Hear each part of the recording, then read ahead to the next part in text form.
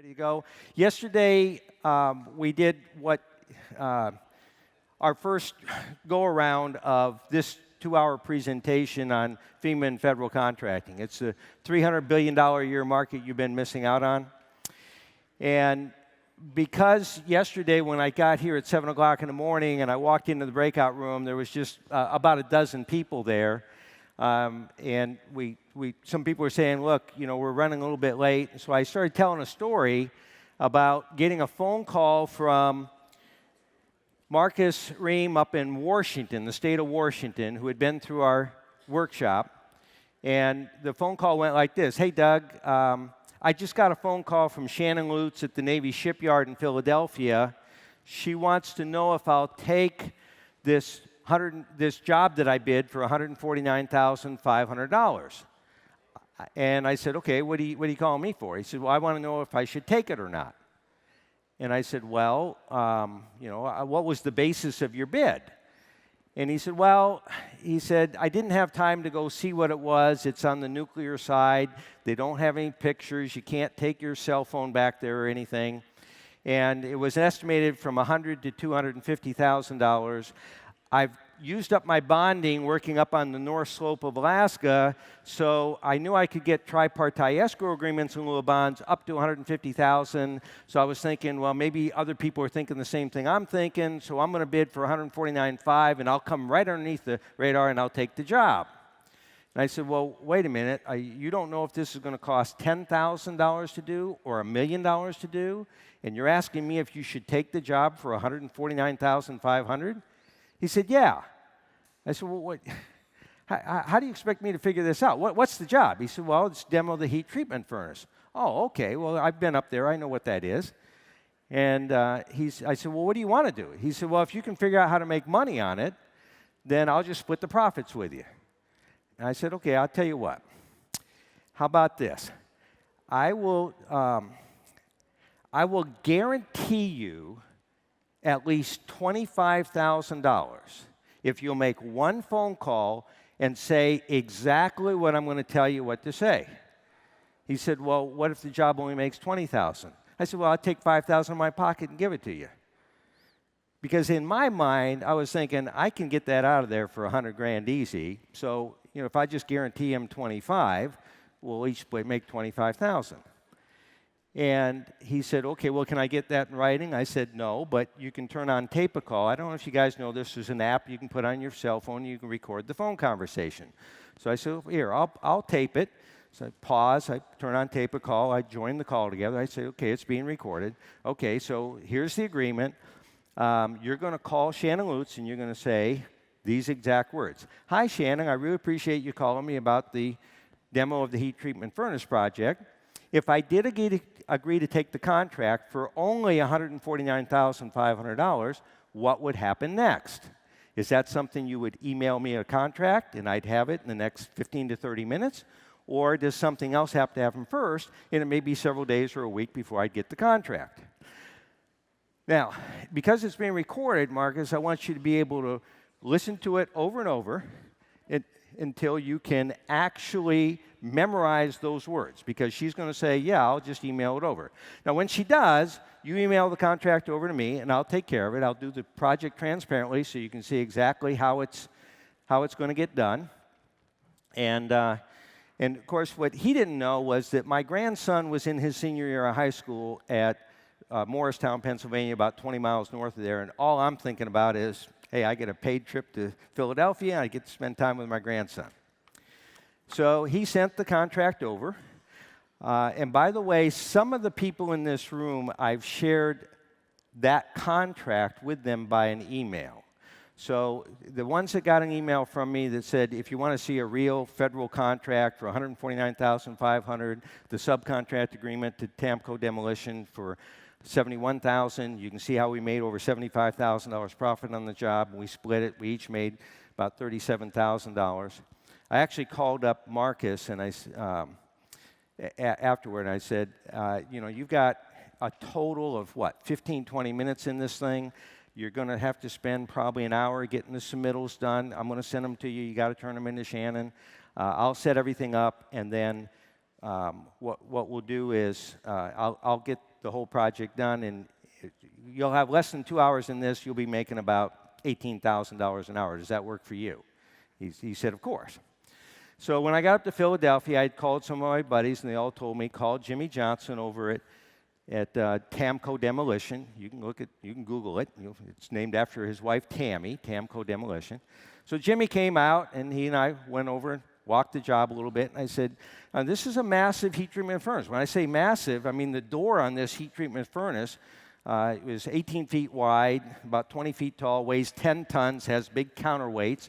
And when you open up the door, it's a big chamber about 18 feet wide by 30 feet deep and about 20 feet tall. I said, well, how are you going to take it out of here? He said, well, I'm going to come in with a bobcat with a little jackhammer on it. We're going to jackhammer out the fire brick.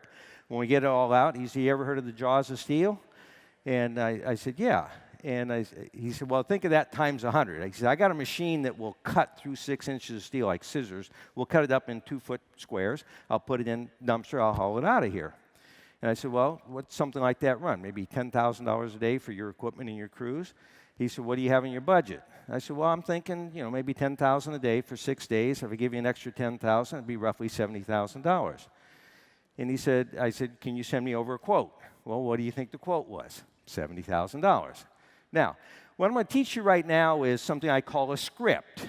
And I've mastered these scripts of communication, how you communicate with people. The script that I used on Jimmy when I got the quote for $70,000 was, I called him back up, hey, Jimmy, I got the quote. I really appreciate it. Have you ever been paid more than what you've been asked for? Or what you've asked for? Can you tell this story after my part? Yeah. You're going to interrupt the story? I'm going to interrupt the story. We got to get this thing going. It's what you got to deal with when you got kids. Go ahead. Some valuable content for these people. A little introduction about us. Well, particularly me. I was raised in the construction business by a guy who was on his way to doing $1 billion in the federal government construction market. And I found over the years that one of the most powerful parts of our training is something called the types of solicitations that the government puts out for contractors to bid on. Can everybody hear me back there? Yes. Yeah, we're all good? And in particular, what I call no-risk federal government construction. There's a rule book that the government plays by called the Federal Acquisition Regulations. It's a big, thick book, but the contractors play by this rule book, and the government plays by this rule book. And by the way, as I'm telling this, I'm reminded of something somebody said at one of our workshops, because we're known for these 3-day government construction workshops in Austin, Texas. And at the end of the workshop, we often ask our clients what their biggest takeaway was at our workshop. And one guy says, well, the biggest thing I took away from this workshop is if I want a story, I'll call Doug. If I want a short, concise answer, I'll call Sean. Anyway, so we teach these types of solicitations, and contractors come into the workshop to learn them. And this no-risk federal contracting really struck a nerve with me because I don't really know a whole lot about the construction business. I'm not an expert in construction. I don't know how to nail nails. I don't know how to build things. What I know is the process of federal government construction, how a solicitation comes out from the government, how I can bid on it, and how I can get awarded federal contracts. And this thing, the types of solicitations, it starts with somebody has a budget to get some work done. Maybe a maintenance guy in a building, maybe he operates the gymnasium at an Air Force base, and he wants to replace the gym floor. So he's got a budget for maintenance, but he's not allowed to spend the money. We have federal procurement officers who are trained in spending public money. They're called contracting officers. There's about 10,000 of them across the country. And these contracting officers are trained to put the job out, replace the gym floor as an example, but they have to meet some percentages. You've heard of these 3% of the work must go to service-disabled veterans, 3% of the work must go to 8A, or some percentages have to go to what's called set-asides. But they also have a way to classify these solicitations that they put out under category names such as request for quote, request for proposal, invitation for bid, MAC contracts, IDIQs. And they have to make decisions as these solicitations are coming through or these jobs are coming through as to how they categorize this, and it really matters. Which brings me to this type called request for quote. Requests for quotes are no-risk federal government construction contracts, and here's why.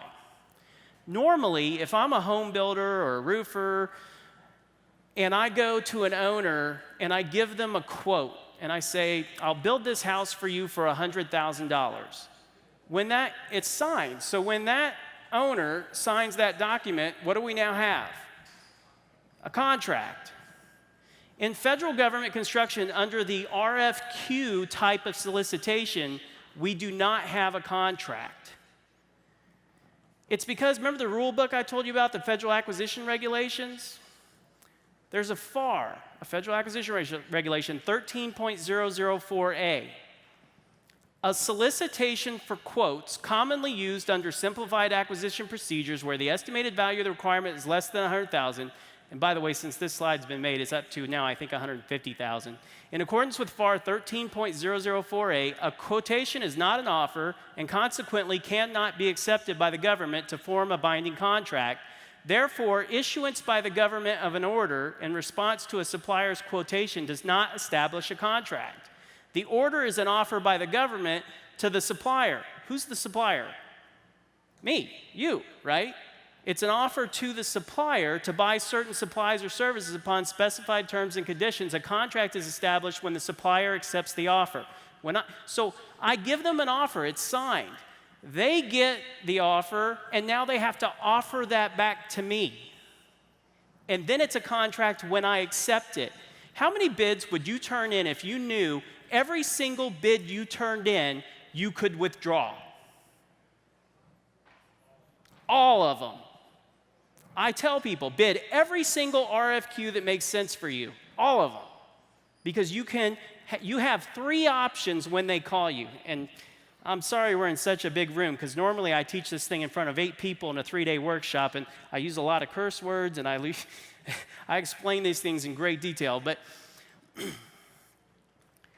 when one day, you all learned about my brother's accident a couple of days ago, and after that, I broke off from what we were doing, the $20 to $40 million a year in federal government construction, where I started my own company. I named that company a combination of my brother's name and my name. I named it Reitmeyer Corporation. And I was running this company that specifically cherry-picked RFQs because of the no-risk factor. And I was working about 4 hours a week, making about $25,000 a month, a lot of the time just sitting in my office in my underwear making phone calls and deals. And one day I'm out with my buddies on my boat, and we're kind of drinking, and I get this phone call from a contracting officer. Now, I just went and turned in a lot of bids. How many bids would I turn in on RFQs? All of them. So every day in the afternoon, I'd ride my bike down to the box, drop about 10 bids in there, ride my bike back, and every once in a while, a contracting officer would call me. Why are they calling me? They want me to accept the offer. I know that they're calling me to get me to accept the offer. My response that day on the boat after I'd been drinking was, she called me, she says, I want to talk to you about this solicitation, this sewer mound solicitation. And I remember thinking, I wasn't expecting your call. Can I call you back in 24 to 48 hours? And she says, sure. And I went, wow, that worked really good. What was I doing in the next 24 to 48 hours, do you think? Figuring out, do I have a winner or a loser? Because under the RFQ, when you get that phone call and you buy yourself that time, you have 3 options. The 3 options, I can accept the job, I can withdraw the job, or I can negotiate the job. Or you can stall. Or you can stall.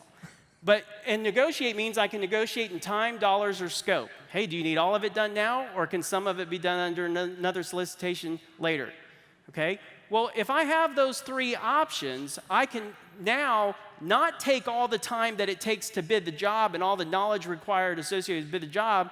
I can kind of put together my own general estimate in my head, turn in an offer, wait for that phone call, and then go do my homework on a potential award.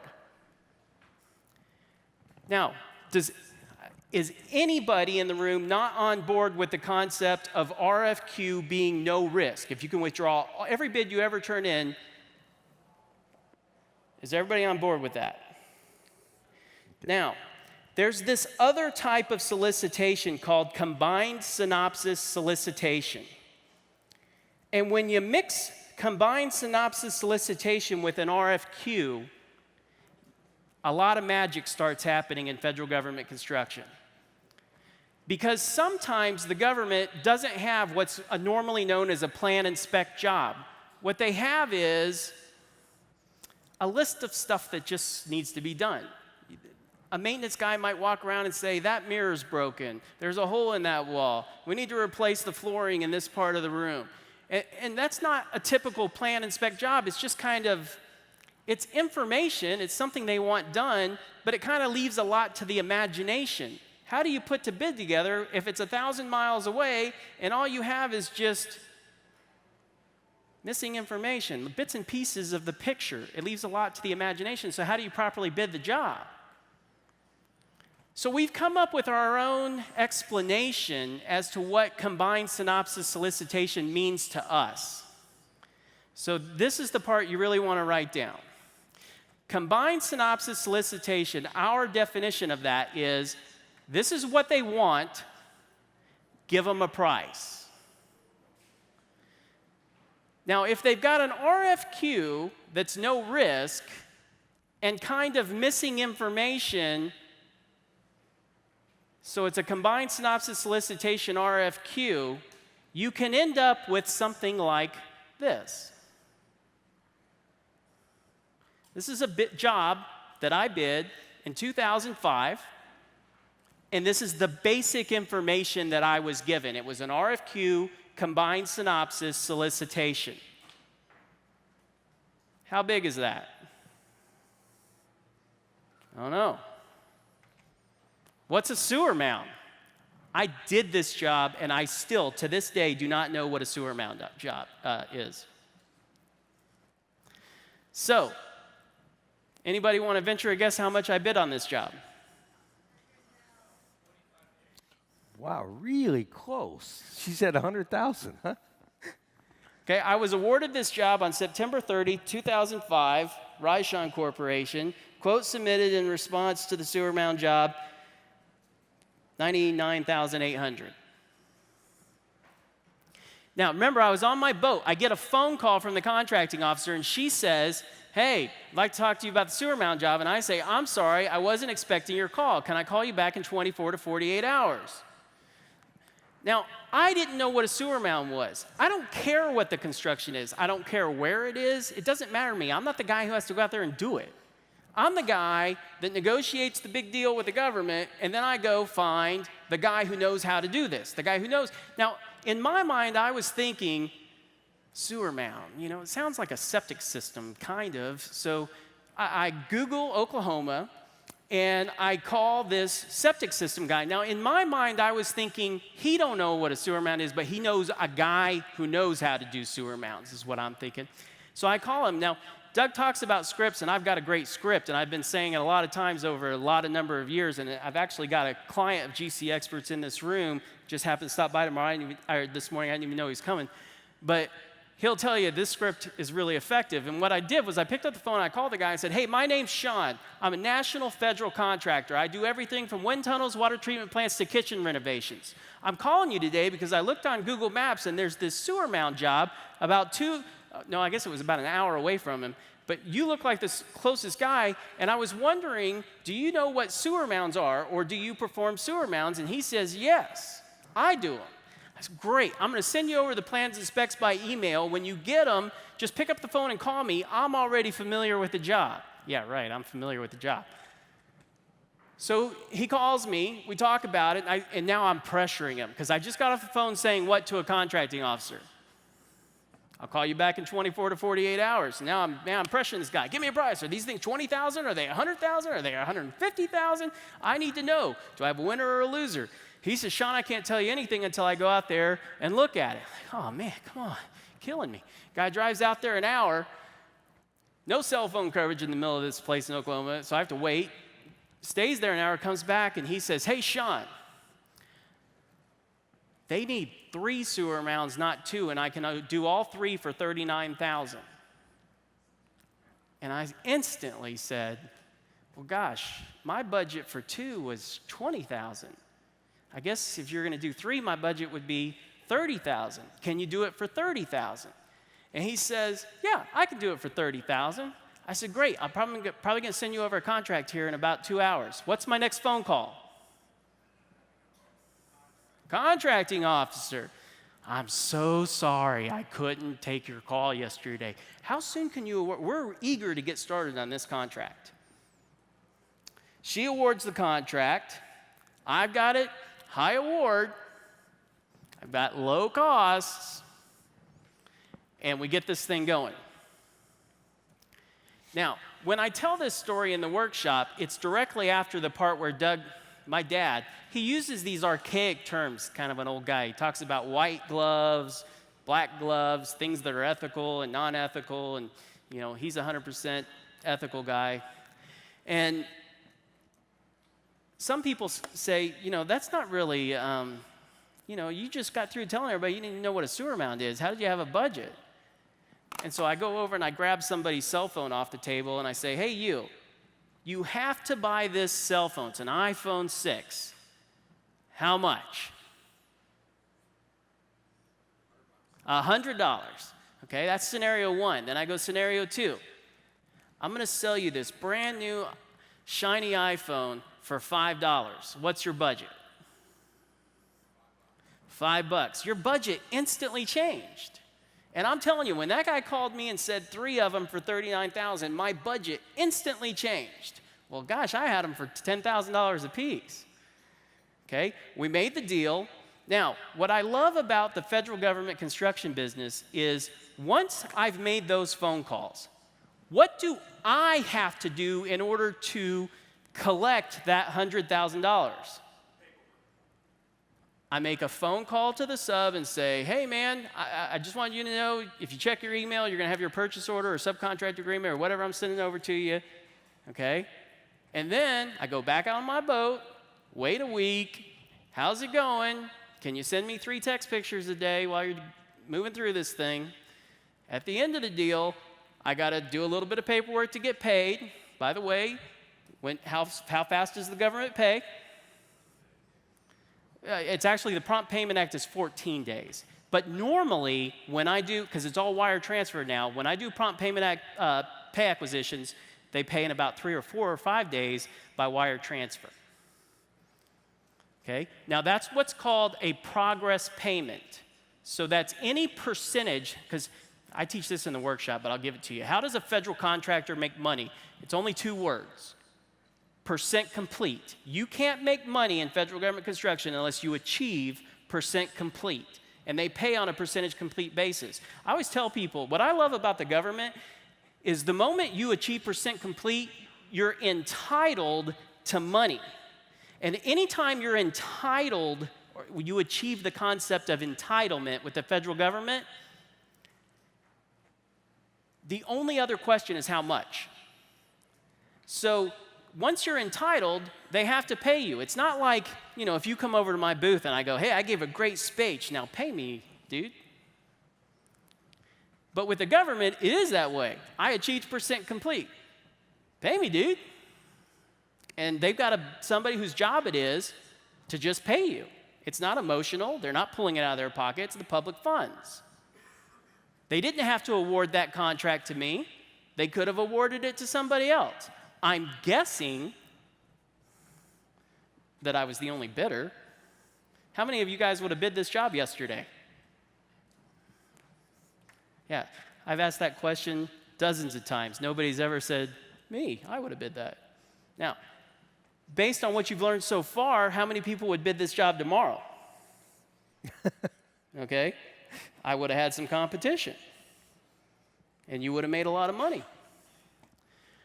All right, so that's the RFQs, combined synopsis solicitation, the sewer mound job.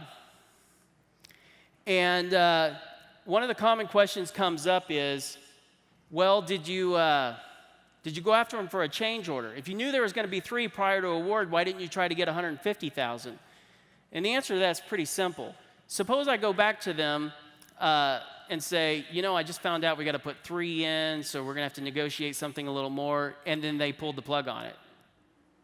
I lose the opportunity for the $70,000 spread. The other thing is, when I bid this job and I got it all done, I've had opportunities in the workshop to Monday morning quarterback this thing. Because one of the opportunities might have been to go back to them afterwards and try to negotiate a 3rd sewer mound. And I can't tell you what necessarily my frame of mind was at the time, because my brother's accident happened on August 5th, 2005. And so we were at the hospital taking care of him, and this job was awarded not long thereafter. So maybe my frame of mind was just that I was, not there doing that thing. But certainly today, with everything that I know and everything we teach, that would have been a great opportunity to sell that thing and make another 40,000, something like that, 10,000 for the sewer mount, and sell it for 50. And that's the sewer mount job. So, and today, I still don't even know. I don't care. I've always tell people, you don't have to understand construction, the actual methods of constructing in order to be a federal contractor. You just have to be able to learn how to become the middleman between what they want and what it's going to cost you to get that done. But I talked about the rule book earlier, the federal acquisition regulations, and so there's really 2 key federal acquisition regulations that I want you to understand, at least here. Obviously, we teach a lot more at the workshop, but Federal Acquisition Regulation 13.004A, a quote is not an offer. Everybody has to be on board that that's a no-risk type of federal government construction contract. And then there's this other thing where people get concerned coming into the federal construction market or even considering, it's like, how can I compete? In other words, I've heard that they'll give contracts to experienced contractors, and I don't have any experience doing any of these other types of work. Well, lucky for us, Congress has already thought about this. They came up with this idea that 15.305, Part 2, subsection 3, which states, the evaluation should take into account past performance information regarding predecessor companies, key personnel who have relevant experience, or subcontractors that will perform major or critical aspects of the requirement when such information is relevant to the instant acquisition. In other words, Andy, am I part of your team? What's my title with your company? It should be as senior project manager, right? I'm senior project manager for a lot of companies. Guru. But so I'm the senior project manager. What do you think my resume looks like in regards to federal government construction? I mean, I've touched with my own hands probably about 300 federal contracts. He's done 1,000. He's done $1 billion. I've probably done 250, 300 million, something like that. My resume can now become part of your technical package going into the government as your senior project manager. In fact, there was a fellow here yesterday who had sent one of his employees out to our workshop, and she had gotten a roofing job, 3 square for $12,000, small job. And she sent 2 guys out there to do it, and I hear the horror stories about your types of business where you come across a roof that's supposed to be single layer and it's double layer, and then the owner's, because you want more work from him or the deals, says, I'll just take care of this. I'll get you on the next one or something. You guys, do it. And in the federal government, that whole concept doesn't exist. If there's a differing site condition, we get paid for that. There's 10,000 contracting officers. I'm not looking to any particular one of them to do me any favors for the next one. And she calls me and she says she's got these dual layer roof, but it's a half-day job. Contracting officers don't issue modifications in 2 hours. So she says, what do? I said, get me on the phone with the contracting officer. I called the contracting officer. I said, you have a problem. You've got a differing site condition, this dual layer roof. It wasn't mentioned in the bargain. It wasn't in the specifications or the plans. It wasn't shown. We've got a crew out there. If you can't negotiate something right now and issue a modification, we're going to have demob costs, remob costs, extended overhead costs. We're going to have to come back. There's going to be a duration that we can't work. I said, this is going to be a $2,000 problem that becomes a $10,000 problem unless you can figure out how to get a modification. And her light bulb went off. She recognized that she was speaking to the senior project manager of Andrea's company and that she was going to have to get moving on this thing. And Andrea calls me back 45 minutes later or something like that and says, wow, that was amazing. I'm not sure what you said, but they just came out here and gave us and we just moved forward and got it done. And she says something to the effect of, walk tall on big sticks. Good to have a guy like you on the team. And so that's kind of how that works. On this thing, so I'm part of the key personnel, but let's say you don't even want to use me. Let's say you want to go after some type of job that I've never done or have no experience with. And what you can do is go in there and find the best guy in the area. Let's say it's a metal building or something. You go find the best metal building guy in the area, and you take his references, and you put them in as part of your technical proposal. How does that work? Key personnel who have relevant experience or subcontractors that will perform major or critical aspects of the requirement. If I don't know how to do it, but my sub does, you still have to consider me. It's a pretty cool business, right? Okay, with that, obviously we teach, I do have one more thing. So I said I wasn't expecting your call. Okay, here's the, when you do 300 federal contracts, you got 300 different stories. But sometimes I'm calling subcontractors, potential subs in the area, and I'm saying, hey, I'm a contractor from out of state, and I want to send you over plans and specs. Give me a bid, right? Well, what I found over time was that sometimes I'd get some pushback, we don't do federal work, or we don't do work with out-of-state contractors, or this kind of stuff. And so I was looking for a script that would help me, differentiate myself, because in my mind I'm imagining some plumbing contractor in some city, USA, and he's getting 10 phone calls a day. Here's the plans and specs, give me a bid. And I'm thinking, wow, that must stack up. How do I come on top? And that's where I developed this whole thing. Hey, my name's Sean. I'm a national federal contractor. I do everything from wind tunnels, water treatment plants, kitchen renovations, roof restorations. Doesn't matter if there's federal government money in it. I'm interested. And I'm calling you today because I found you on Google Maps. It looks like you're only a couple miles from this job site. And what I'd like to do is send you over the plans and specifications. The reason I developed this whole thing, pick up the phone and call me. I'm already familiar with the job. I want to make it easy for him to work with me. Because, what was the first thing you did business-related this morning? Business-related. Check my phone, voicemail, email. We're contractors. We like to do the easy shit first. I mean, you didn't pick up the phone this morning and make the hardest phone call of the day, some 3-hour phone call with some insurance adjuster, did you? I figured out over time that if I could make myself easy to work with, I could get lifted to first. Why is that important? Because what did I just get off the phone with a contracting officer saying? I'm going to get back to you in 24 to 48 hours. Man, I need some pricing, and I need it fast. Because otherwise, what am I going to do with my bid? Withdraw. Okay? So I wanted to make myself easy. So, look. If I come over to you and I say, you got to bid this $100,000 house to bid this thing, and you got 2 hours to bid it, what's your price? Yeah, right? I don't know what the hell I'm getting into. Okay, but hey, this is what he wants. Give him a price. Okay? I don't want that price when I'm going back and making my deal with the government. I want to say to him, hey, just give me a number. You've been in the roofing business for 20 years. Just give me a number that's close enough that if I called you 90 days from today and I said, hey, man, we got the job, that we'd be close enough to negotiate something. Give me something within 10 or 15%, off the cuff. Some number I can go back and say, hell, I only win 1 in 20 that I turn in anyway. Okay? So I'm taking the pressure off of him so I don't get that.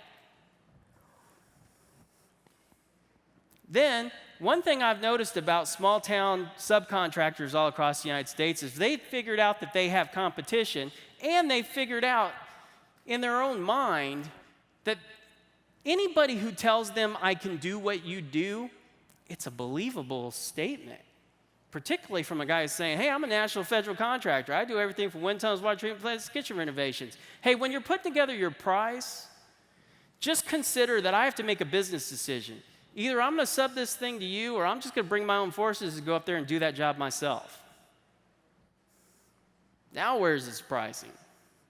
He's thinking about it, right? We teach a bunch of amazing stuff at the workshop. My dad tells a lot of stories. They are all interesting, but I've heard them, so I get kind of bored with them. But now I'm going to hand this thing over to Doug, let him take over. I hope you guys enjoyed Request for Quotes. It's one of the most amazing things that I teach at the workshop, and I'm going to hand this thing over to Dad. Okay. All right. So now you know why Marcus could throw a bid out there for $149,500, have no idea what it was going to cost. Where did he come up with this number? Because the government said, the government, estimated between 100 and 250. So the maximum he could go, because he didn't have bonding, all his bonding was consumed on the North Slope, was 150,000. And so in his mind, some other guys that we had trained would probably bid the thing about 150. So he went 149.5. Turned out there was only 2 guys that bid the job. Him and I found out one of our other guys had bid 178. So the government justified the 149.5 because the only other price they had was 178. Of course, when he called me up and he said, "Hey, if you can I'm busy. If you can figure out how to make any money out of it, you know, I'll just split the money with you." Okay. Andy was sitting right here from Long Island, A&P Remodeling, and you didn't come down to Miami to see me. There must have been some other compelling reason. The weather's shit up there in Long Island? Yeah, okay. Andy's been to the workshop a couple of times, and his first federal contract, he called me up and he said, "Hey, I turned in a bid for $37,000 to put 3 one-ton air conditioners, actually 9,500 BTU, split systems." So these are Mitsubishi? No, Samsung, right? Now, Samsung makes these split units. You put the outdoor unit, and then you have the indoor unit. The government already had the outdoor unit. All they want to do is replace the indoor units. He already had a price of $2,700 for the 3 pieces of equipment, and he had turned in a bid for $37,000. And he's calling me up, and he said, "Look, this is my first one. Will you do it with me? We'll split the money on it." I said, "Okay." So I had just finished renovating the fueling station at the Navy Depot in Mechanicsburg there, Pennsylvania. So I sent an email to my inspector, and I said, "Hey, I've just been asked to be the project manager for putting these HVAC systems in," was it Building 311, I think? Yeah, Building 311. You know, can you just kind of give me, who's the really good people up there that do that? And so here, I'll let you take. And he sent me right over and said, "Look, here's your number 1 guy and your number 2 guy." So I went on LinkedIn, looked at the company, got connected with the vice president of the company, sent him a little message over saying, "Hey, look, I'm a national federal contractor. I just finished completing the fueling station renovation over the depot. I understand you got people that are working out there and do a great job. I don't know how much you're paying the Navy to say that, but the guy said you could do a great job. Can you team me up with somebody that'll do a great job on this HVAC system?" He got Randy Krause, right? Yeah, Randy Krause. Randy and I negotiated, I think, $9,800, and then he wanted a little bit extra. We agreed to pay him, what, $10,300 or something? Yeah, $10,300. And Andy and I split the difference between that and $37,000 minus the bond fee. I think it was, what, 3%? Yeah. So I think I called you back up and I said, "Hey, if you're making $12,000 an hour, is that good enough for you?" Something like that, wasn't it? Yeah. But understand that all he had to do was just turn in a number, and probably the reason why the government gave him the job is because somebody else turned one in for 45 or 50, somebody else from our workshop. So they could justify paying $37,000. And, and look, if the government's spending the money, it's much better if Andy gets that money than if the government's holding on to it. Because if Andy gets the money, he's not out there buying gold bars. He's figuring out how to get some more of these things, right?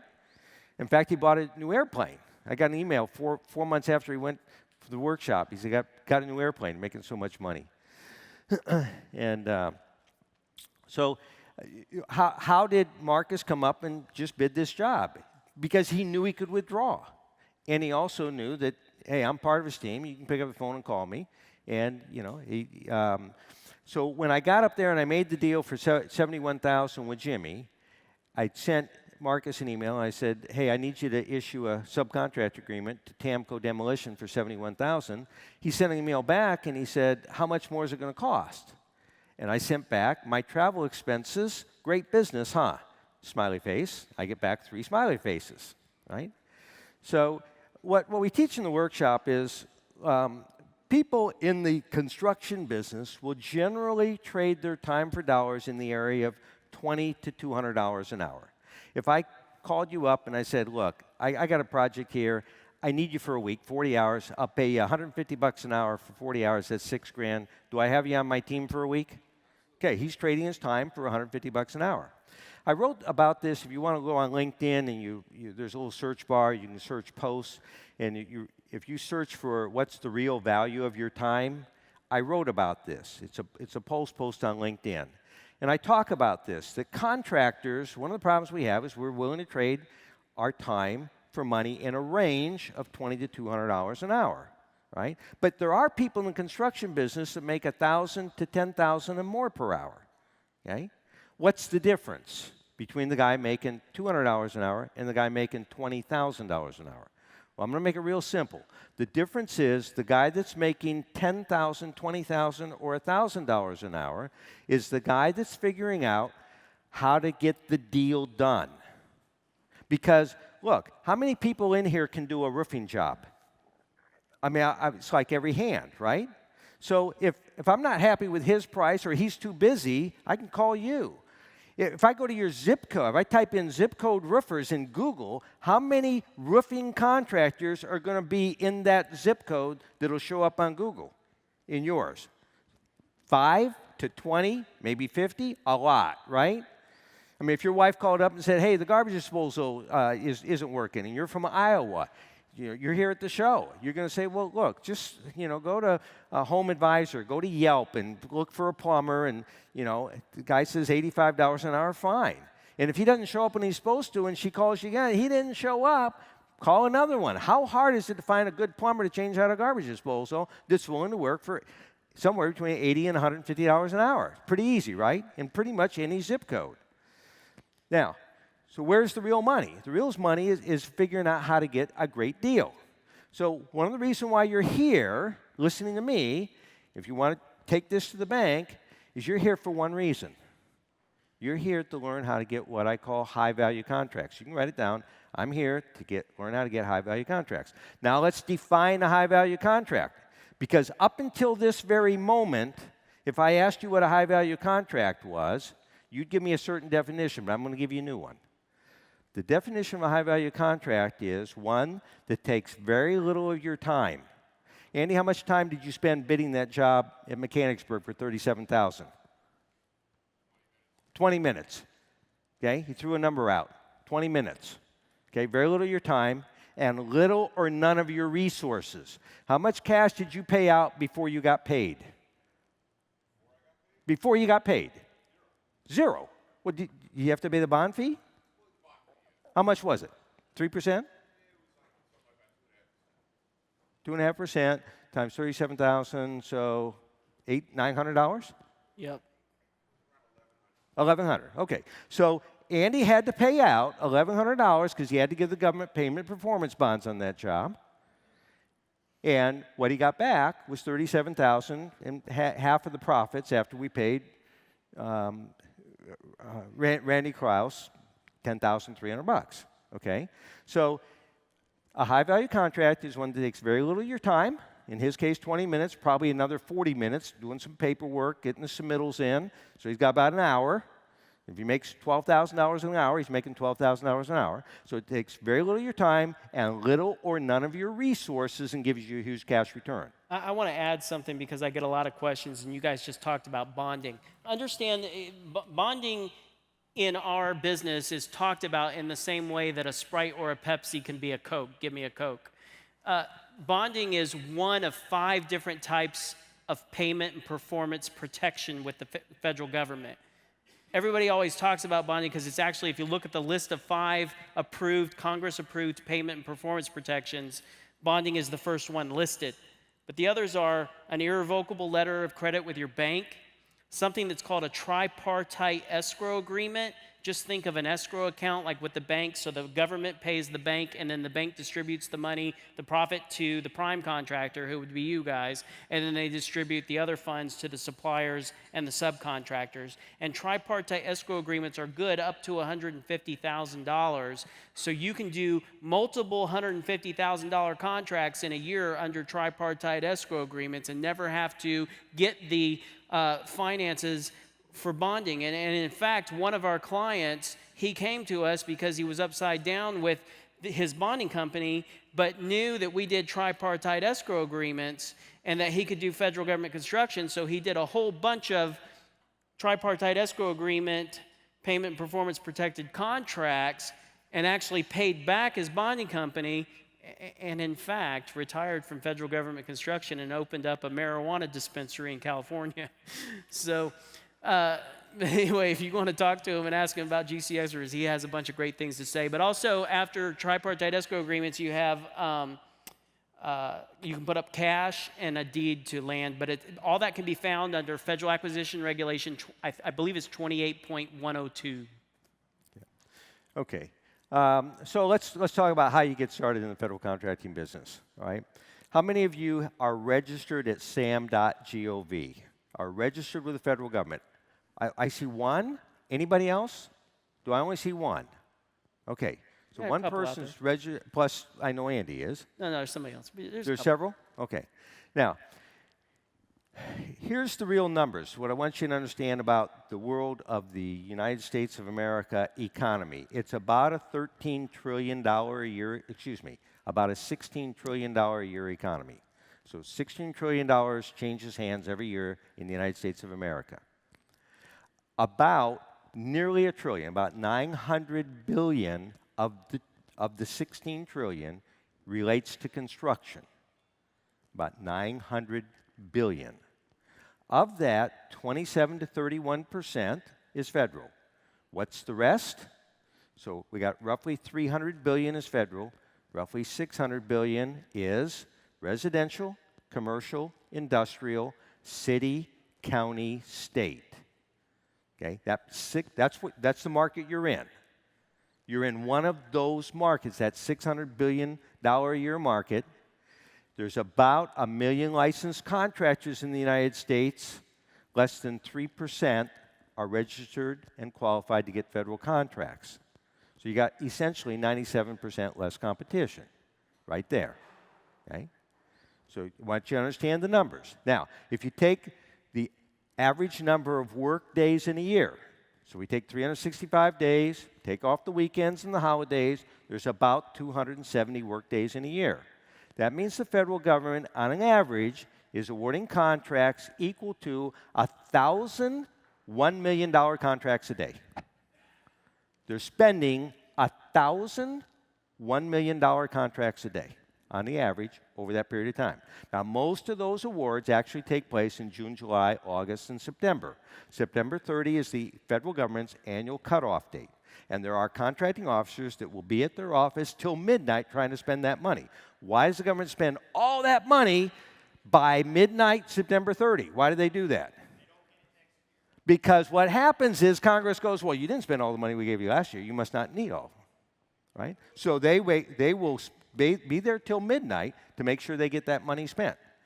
A couple of years when I still had bonding capacity, out of all the years that I've been doing this business, when I didn't have everything used up in my bonding line, I was on the phone last week calling contracting officer. I will be here till midnight your time. It was 2 o'clock in the morning, California, because I'm in Texas, right? And I negotiated a couple deals just before midnight so they could get those things awarded, right? So what's it take to do that? Here's your list. Now, most of you already have a company, so you can skip 1, 2, 3, 4, 5. You may or may not have it Dun Bradstreet.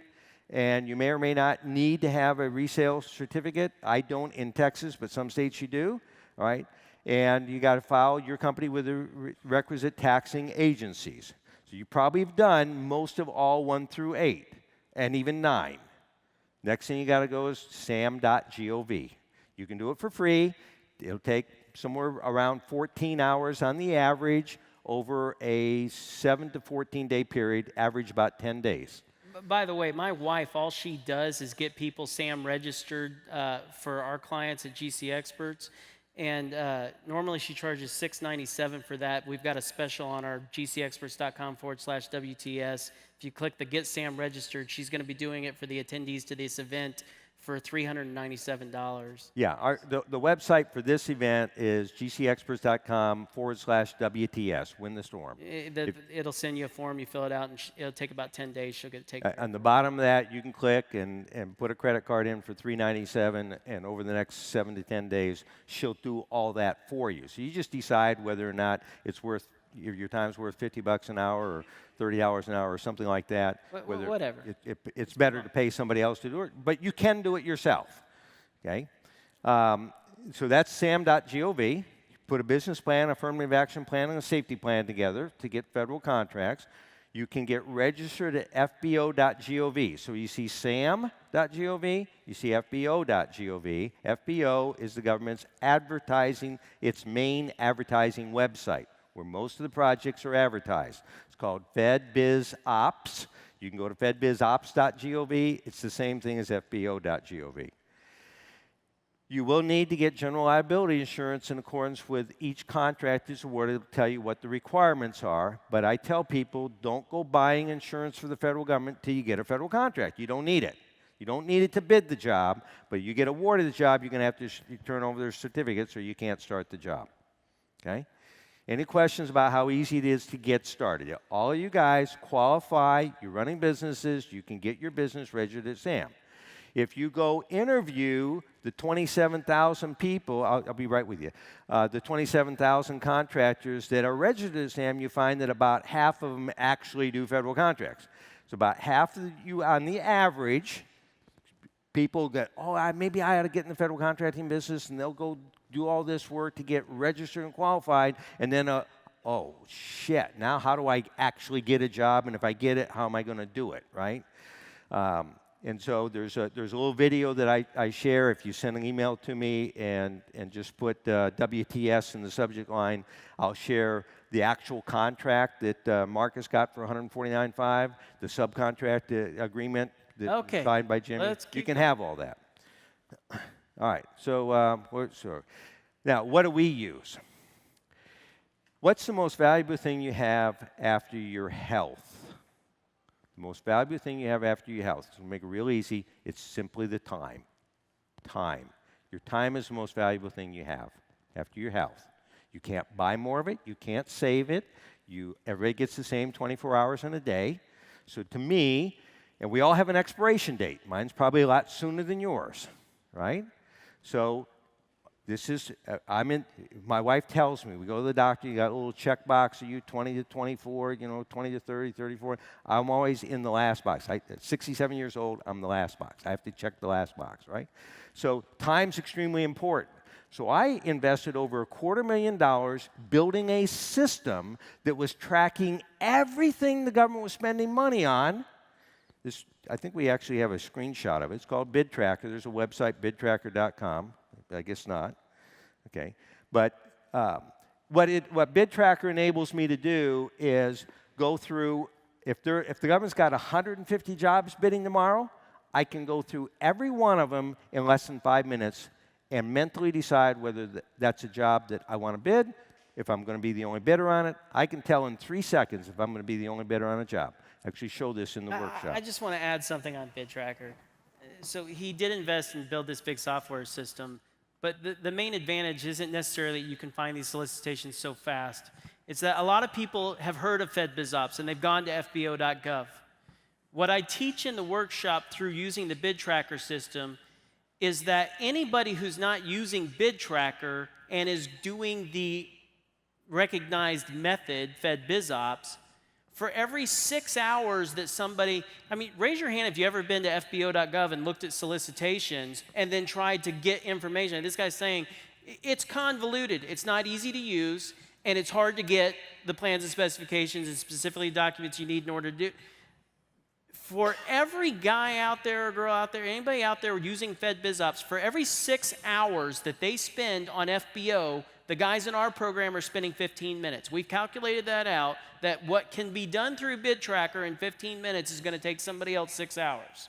Imagine how that compounds over time against your competition in the federal market.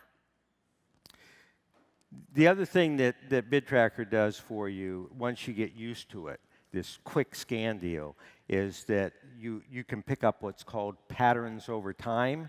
And once you understand what a pattern is, where the government, for example, a guy died at Walter Reed Army Medical Hospital after having heart surgery, and it was traced to another patient that had this weird cough and had some disease, and that germ had gotten into this guy's heart and open heart surgery.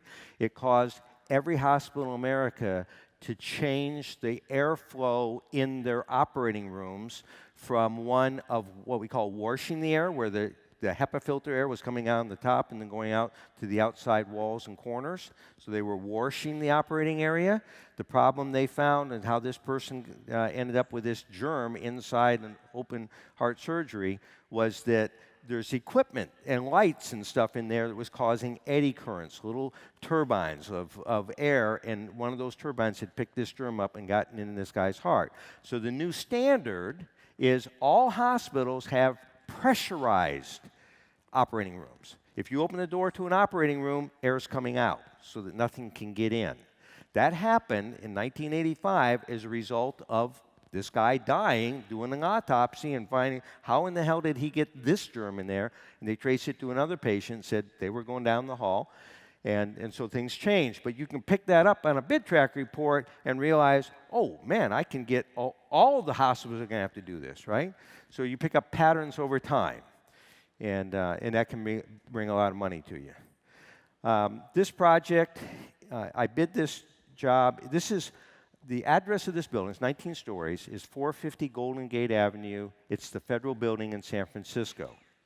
Keep in mind, you talked about this the other day, but this starts with the pattern, over time. Connecting this dots. is the pattern deal. Okay, so what invention came out in 1981 that by 1985, every office building in America had to have an upgrade to the air conditioning systems? Anybody? What was invented in 1981 that by 1985, every office building in America had to upgrade the air conditioning systems? The IBM PC, right? Everybody started buying PCs. The government started buying millions of PCs, right? So what was coming out of the back of a little PC? Heat. The monitor, remember the old TV monitors? You put your hand on it just like a toaster, right? Putting heat in. All these people putting all these computers in, all of a sudden everybody's hot. Why? Because the air conditioners weren't designed to handle all that. Today we got much more efficient equipment. They got LEDs, but they had to upgrade them. So one of the things I picked up on was these federal buildings all had to have upgrades on the air conditioning system. So what, are we going to go through the $100,000 letter here? Yeah, we talked about this. Yeah, all right. So here's the deal, guys. We taught this publicly a couple days ago. We were trying to come up with something special. Like, what can we give? Let me give a little bit of history here. Restoration conferences, this kind of thing isn't on our radar. We were just two guys that were in the construction business for years and years and years, doing a lot of construction. And then my brother was in a boating accident. We didn't exactly know what to do. In fact, I tell people, my dad was uniquely positioned to deal with a brain-injured son because his business card never said, I'm the owner of a big freaking government construction company. His business card always said project manager, because when somebody calls a company and says, I have a problem with this construction contract, who do they want to talk to? They want to talk to the project manager. And my dad always wanted to be able to take that call. And so he felt like he was uniquely qualified as a project manager to put together the team of people that was going to be required. In other words, okay, so he's got a job. He's going to put a team together. And the neurosurgeons had told him he had a time frame. They said, basically what you accomplish over the next 2 years is what you're going to end up with your son for the rest of his life. So my dad had a project management job to do. He's uniquely qualified for it. Took all of his resources, time, everything to put together a brain trauma center to fix my brother. And he did a remarkable job. But at the end of that thing, it took us away from construction. And so when we were talking about coming back into this business, he said, I don't think I want to leave home anymore. I think I want to focus on Ryan and your mother. They've been married for 47 years. And I think what I want to do is I want to replace who I was in the marketplace. I want to position ourselves that we can teach people how to do what we did. And I was like, man, it sounds nuts to me because all we know is construction. I don't know how to make a website, marketing. I mean, that's why, if you look at our website, it's not like all the other marketing people that do conversations all across this country because, we're winging it. We're just putting this thing together and trying to do the best we can. But what we're known for is this 3-day government construction workshop where we take contractors and put them through the class and they become national federal contractors. I mean, a guy like Andy who never knew how to get a federal contract is now doing several. And so we gave this speech a few years ago, and somebody was in the audience at that speech who knew or is friends with Anthony, and I don't know who that guy is, and I wish I could thank him because we've met a lot of neat people here. But apparently when Anthony was putting this thing together, he was talking to his friend. His friend said, man, you got to find these guys that talked in Texas, these government construction guys or something. We ended up getting a phone call, and this wasn't on our radar. And so we come out here, and we didn't know. We don't know restoration contractors. We just know federal government construction. And so they were kind enough to give us a booth here, and we've been talking to people. And we put together this special program, this 2-day workshop. We were trying to think, what could we give these guys? Because I don't know, restoration contractors, do they have money? Do they not have money? Would they be interested in a condensed version of what we teach for 2 days instead of 3 days? So you're just in your mind, your own head trash and the things that you believe that might not necessarily be true. We put together this program for these guys. And then it's like, well, we're giving these breakout sessions. What do we give them? What would be high value? And I'm thinking, well, RFQ, that's pretty darn valuable. And then we get a lot of flack on the internet about this $100,000 letter because there's other experts in our industry that say there is no such thing as a $100,000 letter. And I thought, why don't we just go out there and publicly say, this is the $100,000 letter? And my dad goes, no, it's great that there's this big mystery as to whether the $100,000 letter exists or not. Of course, our guys know that it exists. And this letter generates hundreds of thousands of dollars. And I thought, well, okay, we're going to teach this. And then 2 mornings ago, it blew me away. 2 mornings ago. It was yesterday morning. Oh, yesterday morning. I'm allowing him to teach the $100,000 letter, and he flips to he gives all the buildup. And then he says, so I wrote this letter, and he flips the slide like we do in the workshop.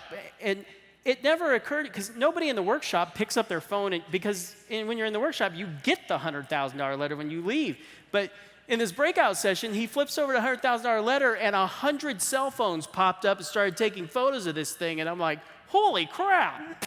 Pulled the HDMI, didn't realize it. Please don't post this on the internet. And so then we talked about, well, how do we present this again tomorrow? And I said, well, we're going to build the build-up. We're going to show it real quickly, and then we're going to pull the plug and tell them if they wanted to get the real letter, they can come to the workshop. But anyway, with that, but what was interesting to me was that we started talking about the 3-day workshop versus the 2-day workshop, and we're going to talk a little more about this at the end and what the difference is and that kind of stuff. And we offered this deal for the 2-day, and we sold tons of tickets, 2 full workshops yesterday of the 3-day event, and not one single sale of the 2-day event. So my own head trash was wrong. I mean, you guys are really smart people who have the funding to invest in something to build the future and enter into becoming a national federal contractor. But with that, yes, I'm going to let you talk about the $100,000 letter. Okay, so look, nobody's under obligation to give us any money at all here. I agree. And I don't need your money. Every ticket I've ever sold to the workshop has been 100%, no questions asked, money back guaranteed to be the best business training ever created, or please ask for your money back, I don't need it. I've been doing it 6 years. How many people heard of me before this event? 1, besides Andy. Okay, look, I'm not on I don't want to be on anybody's radar. I'm here because it was by an invitation, because somebody else told Anthony, you need to have these guys here, they'll help your people. I'm here to deliver an extreme amount of value to you while you're here listening to me. I want you to understand some things. Open your mind up to this concept of stop working for cost plus overhead and profit. Look at what's the value to the customer. What I love about the government is when they run out of money, they just print more. I get paid really fast. I don't have to worry about it. That administrator that has the funds for the building guy that's maintaining this building, the person that has the funds can't get the contract off their desk till I get paid 100% of my money. Okay? Now, you have to be able to justify it. How do you justify it? Okay? This particular project you're looking at right now was to replace the cooling towers on the federal building back when after all these PCs came out, and all of a sudden there wasn't enough capacity. So they had to put larger cooling towers on.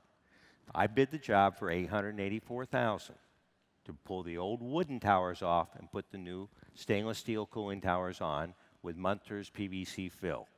The old wooden towers that they had done in the 1960s had all rotted out, and they weren't efficient. They needed something much more efficient, more capacity.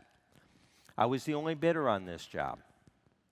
Now, it was an invitation for bid, which is a public bid opening.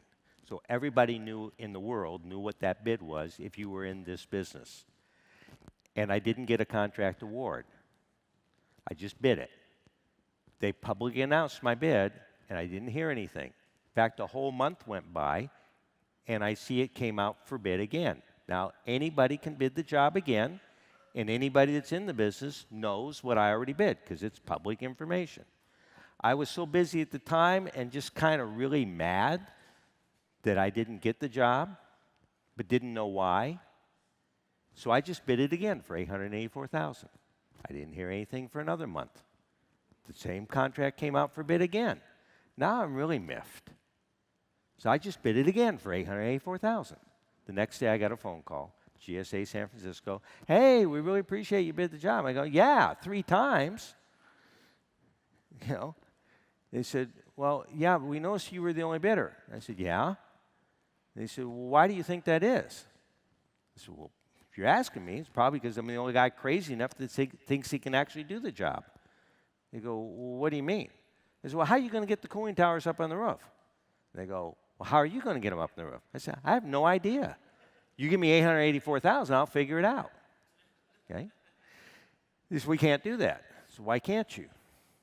Well, because you're more than 15% over the government estimate. So there's actually a government regulation, and it's designed to protect us taxpayers from overzealous contractors. And that regulation says if there's only one contractor bidding a job and his bid is 15% or more over the government estimate, you cannot give him the job. Now, I said, okay, well, what's the government estimate? They said $650,000. I laughed in the phone. I said, are you kidding me? I'm going to hang up now because I'm not the slightest bit interested in this project if that's the money you got. They said, no. Can we negotiate it with you? Yeah, for $884,000. They said, well, how come your number is so high? I said, look, you give me a can of anti-gravity spray, I can just spray on these things, float them up. You get the Hindenburg over here and you float them up there for me? No problem. I'll do it for $650. But if I got to figure out how to do that, I said, I don't know if I got to take these things out in little tiny pieces, put them in the elevator, take them up, schlep them up the stairs to get them on top of the roof, reassemble things. I said, that can be a really heavy ticket. There's no way you're going to get a crane. You see where they're at. They're not out at the outside edge. You take a big crane, you take something heavy, the crane's going to crash in the building. There's no way. I said, I can lift up that high, but I can't get it over there. Plus, you had a parapet wall around it. So they sent a couple of negotiators down, and I had in there $200,000 for contingency. And these guys negotiated. They said, okay, give me a $884,000 contract. Now, I actually did it by helicopter. They gave me one street, the city. I got a special permit to take one block there on the left-hand side of this photo as I'm looking at it. And we brought the trucks in, had a special helicopter come in, and a fueling truck, because we only could put 4.5 minutes of fuel in because of the weight. Because fuel has weight, so they had to. It was mostly an empty tank in the helicopter. You had 4.5 minutes, plus I'm sure some reserve, but we had 4.5 minutes maximum that we could do a pick. So the first thing we did is we took the cooling tower down, cut up all the wood, palletized it, banded it. So when the helicopter came over, the first thing he did was latch onto that, set it down on the street. We had a little forklift out there that put it up on the truck as we were taking the cooling towers off the truck. Then it was a big flatbed and putting them out in pieces. So each cooling tower had 2 pieces. So we knew what the weights were, so we had this all set up. And we paid, I think, the helicopter guy something like $38,000 for his time. And I told this kind of funny story that happened to me. It's a joke on me. But in between, because we were trying to get this thing done fast, because time is money, right? I got stuck there over the weekend. I was with my buddy Bob Smeichel, my controls guy, and he said, let's go to Chinatown. So we're in Chinatown, and it's a hot summer day. And so I go into this little shop, and I'm thinking I'll get one of those Chinese fans. And so I asked the guy, I said, you got a Chinese fan? The little Chinaman looked up. He reached behind him. He said, $1. And I'm thinking, yeah, you got something cheaper? He points behind me. And sparklers at July 4th, what the boxes, the sparklers come in? There's a box, I thought it were sparkler boxes. So I pick it up, well, it's a Chinese fan. He said, 25 cents. Okay, 28 cents with tax, California. We go walking out, I pull it out, I start going like this, and it's like made out of toothpicks and toilet paper. I mean, it literally just fell apart in my hand. Now, Bob's sitting next to me going, laughing his ass off at me and my 25-cent Chinese fan, right? But I'm ticked. So I go back in, I go up to the desk, I said, hey. The little Chinese guy looks at me and goes, how you use? I go, what? He said, how you use? I go, well, I took it out of the box, and I opened it up, went like this. He said, $1 Chinese fan? 25-cent Chinese fan?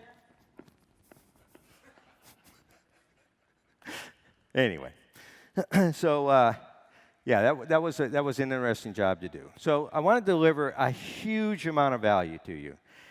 But before I do, somebody was wanting to ask a couple questions. I think somebody here, do you remember what the question was?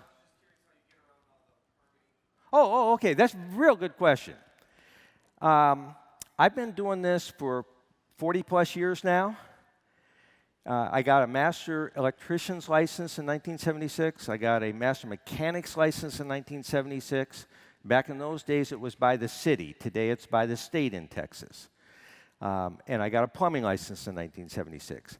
You know, now I've done, in all 50 states, I've done construction work. Over $100 million in California alone. Do you know how many states I've been licensed in to do construction work? 1. West Virginia. Anybody know why I went to West Virginia to get a contractor's license? It's the only state that requires, when you're doing a federal contract, it's a very poor state, and their legislator got together and said, anybody coming into our state, even on federal property, we want them licensed in our state. Anybody venture to guess how many licenses I've had in federal construction? 0. Just different. All right. So there is no inspectors. There's no permits. Right? This is all eminent domain property.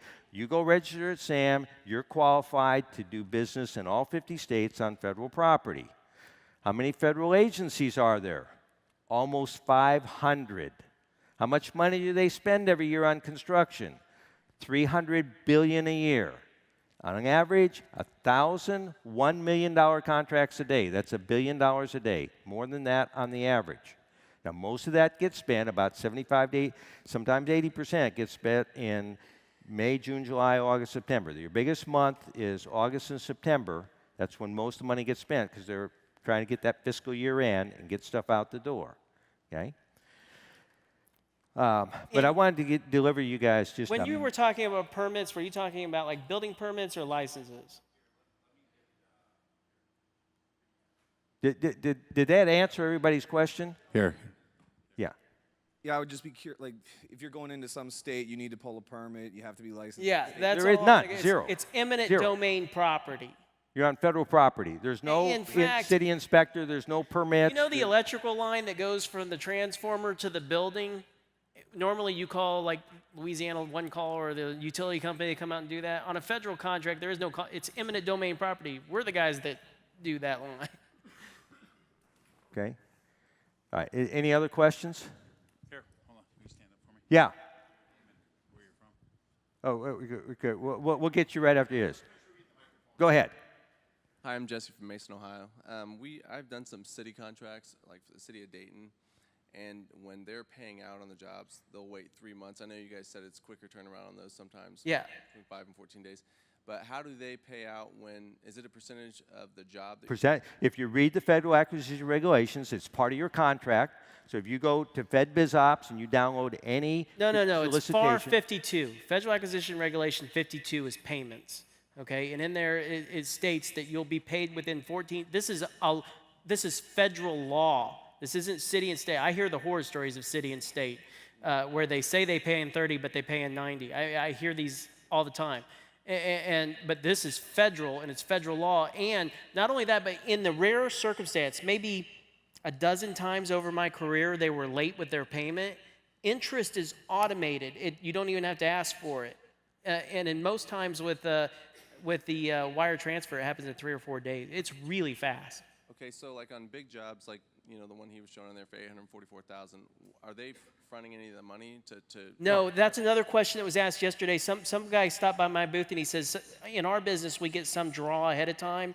So what we do is our subcontract, there's a lot of head trash out here, and I understand because you guys are used to a business model. Our business model is just as good on this way, it's just different, okay? Because we're having our subcontractor fund that operation in our subcontract agreement. It's a flow-down provision. But here, there's a different safety measure for our subcontractors than for you. In our safety measure, we have remember I said the 5 types of payment and performance protection? And not only that, but it's easy for me to say, Google the Prompt Payment Act, Google WAWF, Google bonding, Google tripartite escrow bank. Call the owner of our bank that does the tripartite escrow agreements. Google me, Google Doug. It's really easy for us to get everybody on board that the whole thing is protected. And it's just, I understand why the question gets asked of us about this, but it hasn't become an issue. We've been doing this for 5 years, and I don't get a phone call once a month from a client saying, hey, I'm having a problem finding a sub that's willing to go out there and do the work and then wait to get paid. So I'll just tell people that if you become the first person to have that problem, call me. I'll come up with a solution for you. Maybe we'll find a different sub or something. But that's a good question. It's been asked to me a couple of times, and we don't have that problem. yeah. It's far different. And so when you're doing city work, a lot of times it's over 90 days, and that's why I asked because 14 days on a partial pay request, which means a percentage complete under 100%, and then 30 days when you do your final billing. So your final billing. So what I tell people is bill the job 99%, leave a percent off, so you get your money in 14 days, and then sometimes the government says, well, wait a minute, you're done. Okay? I teach them to say, whoa. In my experience, if we're going to have a warranty issue, it's going to happen in the first 30 days that I leave the job. So we always leave a percentage open so that just in case there's a warranty issue, you have something on me. But what am I really trying to do? Get paid in 14 days instead of 30. Then then next month I'll draw that 1% and wait 30 days for it because I don't care. Yeah, when Andy did this job with Randy Krause, what was the first bill? 90% something? What was 95%, right? So I told Andy, I said, and I told Dad, I answered that question, and we're running out of time, and you haven't even started the $100,000 letter. I got 43 minutes. And people can come up, but we still have to explain a bunch of things, and people can talk to us after with lots of questions. Okay. All right. More questions? Go ahead. Just a quick question. You guys said there's no inspectors, but where we work, we have strict building codes you have to abide by. Like, how do you... You have building codes. Yeah, look, you're responsible for meeting codes, industry standard and trade practice.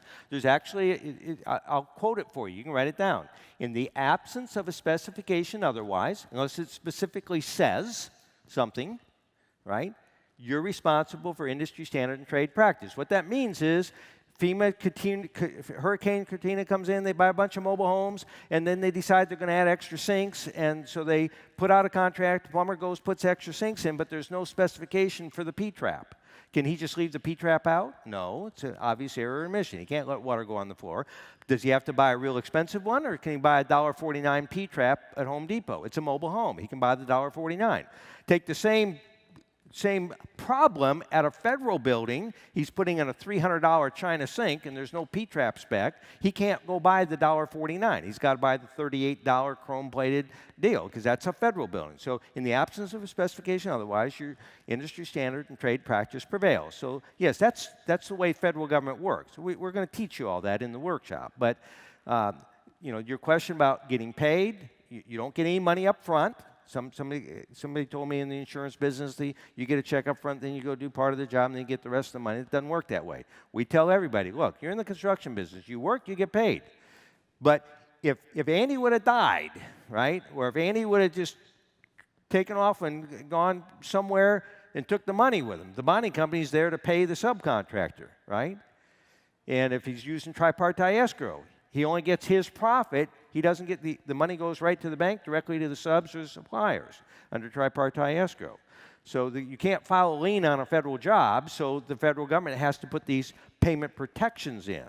So, when I'm negotiating with subs, I say, look, we're going to give you a copy of the payment. If something happens to me, you call the bond company. They're guaranteeing that we're going to pay our bills to you, right? So, but if you do the work, you get paid percent complete. The clause actually reads, you get paid monthly based on percent complete on or approved more invoices. often, Or more as often, deemed right? necessary by the contracting Yeah, officer. but generally it's once a month. Okay, one more question, and then you can move on over there. Okay? Robert Wood. My question is getting into understanding contractors that are going to be able to do this work and locating them. As you had mentioned, you had 24 to 48 hours. I didn't expect your call. Great, fantastic line. But to be able to find the quality of a contractor at an upper scale job that's going to be able to handle this, not only have the credentials to be able to do this job, to get on federal property, have the right workforce, the skilled labor to be able to do this, because in our industry, at least for me on the East Coast here, the ability to find that kind of company that can handle that kind of work and have the certifications, qualifications, and the manpower to get that done is the challenge for us. You're saying look up on Google. Oh, No, he made no, here an whoa, hour. whoa, whoa. Wait, I'm not going to tell you to look up on Google. What I said is if you want to know what your competition in your business is, you can go to Google. Now, I didn't say that's how I do it. Not but like go that. ahead. That's not what I I meant. said that, but Okay. he has to define upper scale. I don't know what he means. Yeah, okay, but I let me try and answer it unless you want to. I was just saying I didn't mean. Okay, You know, so I'm gonna make it real easy for you. In 1974, I got a phone call from Gene Cohen in Spokane, Washington, and he said, "Hey, you're Doug Reitmeyer." Yes. He said, "I'll give you $20,000 to do $10,000 worth of work. I'll give you $20,000 to do $10,000 worth of work. Are you interested?" Now, he said, "I'm Gene Cohen. I'm a national federal contractor. I'm in Spokane, Washington. I've got a project at Bergstrom Air Force Base, which is now Austin International Airport, but it used to be an Air Force Base, SAC headquarters." He said, "I'll give you $20,000 to do $10,000 worth of work." Now, he had called around and found out I had my own mechanical contracting company, and I had been doing some government work. And I had a reputation of getting stuff done right. And I think he actually called the government and said, what contractors have done this kind of work in your area? And they said, well, you can call Doug Reitmeyer, okay? Now, did he have my attention? I'll give you $20,000 to do $10,000 worth of work. Yes, he had my attention. And I'm thinking to myself, this is when it costs $1 a minute. We only had one phone company, and I know he's paying $1 a minute to talk to me. And I'm thinking, shit, this guy's calling me from, he's paying $1 a minute to talk to me. Yeah, I'll go look at it, send it down here, right? Now, I went out and looked at it. I'm thinking, me and a couple of guys, we're going to get this done in a week. It's maybe $99,000, $9,500. We're going to make some good money. Now, keep in mind, in 1974, you could buy a brand new Corvette for $6,500. Gasoline was 25 cents a gallon. So if you translate 10 times, that's like somebody calling you up at age 24 and saying, I'll give you $200,000 to do $100,000 worth of work. I mean, that was what the phone call sounded like to me. And I go out there and look at it and I go, I'm in. So and then he says, now, one thing, I'm going to give you a contract, but if the government comes out and says, where's Tranco Construction? You got to hold your hand up and say, that's me. What do you need? He says, you find out what they want, and you say, let me get with my project manager. I'll either get back with you or he will. And then call me up, tell me what they said. Now, I was a pretty savvy guy, and I went out there, blew the job out. I even had I was responsible for getting final inspection. The final inspector, Friday afternoon, he's coming through and checking everything off. Yeah, perfect, perfect, perfect. I'm looking at the clipboard, and it says contract amount $54,300. I'm thinking to myself, so I said to him, is that the contract amount? He said, yeah. Okay. Everything fine? Yeah. So I go back, I call Gene up. I say, hey, Gene, the job's all done. Was this a $54,300 contract? He says, yeah, it's great business, huh? Click. I'm thinking to myself, shit, I worked my ass off out here for a week. I made really good money, but that son of a gun made 2 phone calls, right? And maybe 3, right? So one, the initial one, negotiating with me, and then this last phone call, and I paid for this call, and he walked away with $34,000. I want to be him, right? So a few years later, I got the contract to replace to put a new cooling tower and put the air conditioners on the top of the federal building in Spokane. And I called him up. Hey, Gene, I want to meet with you. He said, what do you want to meet with me for? I said, man, you just blew me away, and I want to learn from you. Will you be my mentor? No, I'm too busy. Besides, I'm getting out of federal contracting. I just bought Triangle Nut Company. So what are you doing with nuts? He said, well, it's going to be a lot easier. I don't have to do construction work. And he said, by the way, don't ever do a job in Hawaii. I said, why? He says, man, you got a whole bunch of pissed off Hawaiians over there. See, in 1958, we made it a state. And he went over and started doing some construction work over there and found out that his inspectors was the cousin of the guy that bid against him. And so the inspectors, in his terms, busting his balls. But I don't know how the nuts in Hawaii have anything it's to do not with like that $100,000 anymore. letter. Anyway, we had a question right here. We can bring the microphone up over here. If you don't get the answer, come talk to me after. I'll give you a short answer. He'll give you a story. Okay, we'll answer your question later. All right. So look, I want to give you a huge amount of value right now. Have you ever had a customer tell you your price is too high? Really? Guess what? I suffered with that for 25 years in the federal contracting business. Why? Because there's a clause that says if your bid is 15% or more over the government estimate, they can't give you the job if you're the only bidder. Now, remember what the ratio was. I was the only bidder a whole lot of times, and then I get this phone call, your price is too high, I can't give you the job.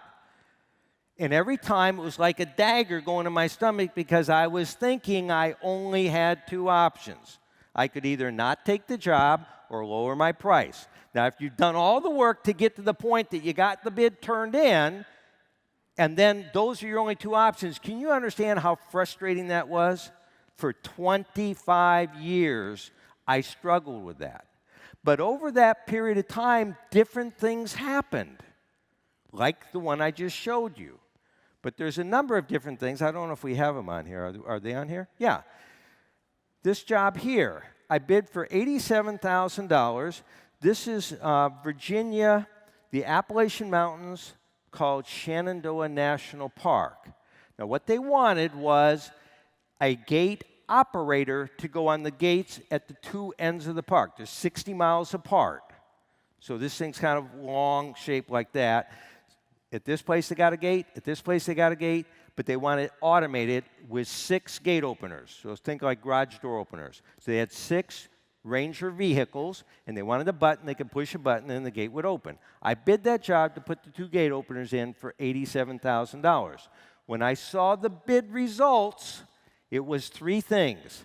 My bid for $87,000, another contractor from Texas who I'd never seen or heard of before, I've never seen or heard of since, who bid $89,000, and then the government estimate for $26,000. Now, when I saw that result, in my brain, I said, they don't have the money, go get another job. But 3 days later, I had a contract for $87,000. Now, when I was looking at this contract, I was thinking, what in the hell just happened? How in the hell did I get that? But then it clicked in that if I had been the only bidder, they couldn't have given me the job. So the first thing I deduced is they have $87,000. Otherwise, I wouldn't have an award. The next thing that kicked in was, okay, they have $87,000. How did they justify it? Oh, there was another bidder. And all of a sudden I went, God lives in Texas. Because if that guy hadn't have bid that job, if God had not bid that his company, $89,000, I would have never got the job because that was way over 15% over the government estimate. So, okay, God lives in Texas. Great. What else did I deduce? They must really want this done. And then I'm thinking, because this is like September 30, most of the money gets spent. What's right around the corner, right after September in the Appalachian Mountains? Bad weather. And then I'm thinking, okay, suppose last year the ranger gets out of his truck in the middle of the winter and he goes to open the gate for his truck and he slips and he bangs his head. He goes, oh man, shit. Suppose I'd have been knocked unconscious 6 o'clock in the morning. Somebody comes 7 o'clock in the morning, there's a cold, stiff, dead body here in the road. You know, what we need to do is have buttons we can push to open that gate so I can sit in my, and I'm thinking, no, that's probably what they want. It didn't matter the price. They want the button so they don't risk somebody dying. Okay? So that clicked into my head. So these are what I call connecting the dots over a period of 25 years. The next connect the dot event was I saw the solicitation come out for Fort Ord, California. Now, I had been drafted during the Vietnam War. A couple things about me is you all in here are probably a lot smarter than I am. And I say that because it took me literally 5 years to get through high school. My fourth senior year, my fourth year of high school, my dad worked for IBM back in the 50s, 60s. That stood for IB moved, and he got transferred over to Holland. So I went to the American school in The Hague, Den Haag. And I had a little motorcycle. Well, I go to school Monday morning, and there with a bunch of other American kids, most of whose parents were in the Air Force there. And, you know, we talk about, oh, man, I really don't want to go to class today. We got the motorcycles, you know, you could drink at age 16, and we go, you know, let's go to Paris, you know. Because my dad's company, where he was working, was up near Amsterdam in Oudthoorn, Holland. And so I would often say, because it's a 50-mile drive, I'm going to spend the week down with my friends, right? And then I was shocked at the end of the year that I didn't get a graduation certificate, and you know, but I had failed all the classes. So I had to go to high school. I came back, went to high school in Georgia here, Riverside Military Academy, back at the time, part of the year we came to Hollywood, Florida.